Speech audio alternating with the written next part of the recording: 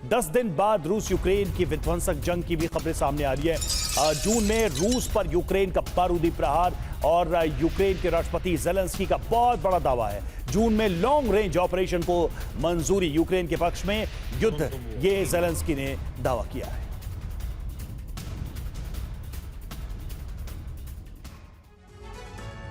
तो देखिए, 10 दिन बाद महाविनाश के आसार हैं। ज़ेलेंस्की क्या दावा कर रहे हैं? जून में रूस पर बड़े स्तर पर हमले होंगे, लंबी दूरी के नए ऑपरेशन को मंजूरी दे दी गई। रूस में लॉन्ग रेंज अटैक ज्यादा प्रभावी साबित होंगे। कीव की फौज को ज्यादा नुकसान पहुंच रहा है। युद्ध में यूक्रेन को कामयाबी मिल रही है, यह कहा गया है। ज़ेलेंस्की ने चेतावनी दी है। क्या चेतावनी दी है? रूस से चेर्निहिव और कीव पर हमले की आशंका। बेलारूस भी हमलों में शामिल हो सकता है। ब्रांस्क की तरफ से बेलारूस से हमले संभव है और चेर्निहिव क्षेत्र और कीव की दिशा में है। तो एक तरीके से आप देखिए, इस पूरे मामले में अब जो ज़ेलेंस्की कह रहे हैं वो एक ओपन फ्रंट की बात कर रहे हैं। पहले ऐसा था चतुर्वेदी सर कि लॉन्ग रेंज की मिसाइलें नहीं होंगी, गाइडेड मिसाइलें नहीं होंगी, तो इस तरीके से ब्लाइंड अटैक ज्यादातर यूक्रेन ने किए। लेकिन अब ऐसा लग रहा है, अगर इस ऐलान पर विश्वास करें कि बड़ी लंबी और डीप हिट करने की तैयारी कर चुके हैं ज़ेलेंस्की। रवि, किसी भी युद्ध को शुरू करने के लिए कुछ उद्देश्य होना चाहिए, कुछ लक्ष्य होना चाहिए। इसी विकार के लिए युद्ध करना कोई समझदारी नहीं होती। अगर नेटो इसमें शामिल होता है, जबकि नेटो आज बिल्कुल विघटन की स्थिति में है, टूटा हुआ है, आज अमेरिका उसको रिकॉग्नाइज नहीं करता और खुद अपने आप को संभालने के लिए उसको बहुत समय लगेगा। इस स्थिति में अगर आप देखें तो नेटो क्यों अटैक करेगा रशिया के ऊपर, ये समझदारी नहीं होगी।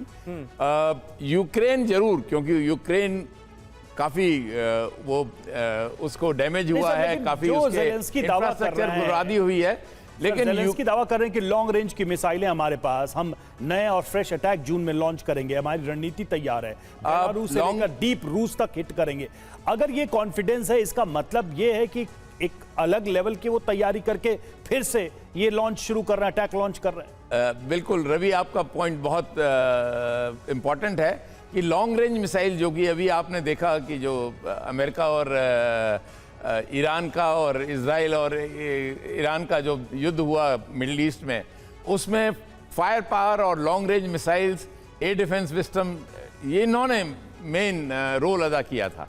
तो उससे कुछ सीख लेके वो कर सकता है जरूर। मॉस्को पे फायर, कुछ अच्छे इंपॉर्टेंट स्ट्रेटेजिक पॉइंट्स पे, वल्नरेबल पॉइंट्स पे, वल्नरेबल एरियाज पे वो फायर कर सकता है, बट ये इक्के दुक्के होंगे। उसके लिए ज़ेलेंस्की के पास, यूक्रेन के पास इतनी कैपेबिलिटी होनी चाहिए जो ईरान के पास थी, वो आज यूक्रेन के पास नहीं है, अनलेस अमेरिका उनकी मदद करे या कोई और देश उनकी मदद करें। और उसके लिए जब दूसरों की आप सहायता पे निर्भर रहते हैं तो ये ज़्यादा सक्सेसफुल नहीं रहेंगे। मैं ये बड़े कन्विक्शन के साथ कहता हूँ, एक दो जरूर, इक्के दुक्के जरूर मिसाइल्स फायर हो सकती हैं, लेकिन इसके बियॉन्ड नहीं। एयर डिफेंस सिस्टम रशिया के पास बहुत अच्छा सिस्टम है और वो इन मिसाइल्स को बर्बाद करने के लिए भी एंटी मिसाइल सिस्टम भी उसके पास अच्छे हैं। वो सब देखते हुए ये एक मनोबल बढ़ाने वाली चीज़ है, स्टेटमेंट देना अपनी आर्मी का मनोबल, अपने देश का मनोबल बढ़ाने के लिए कि मैं ये करने वाला हूँ, वो करने।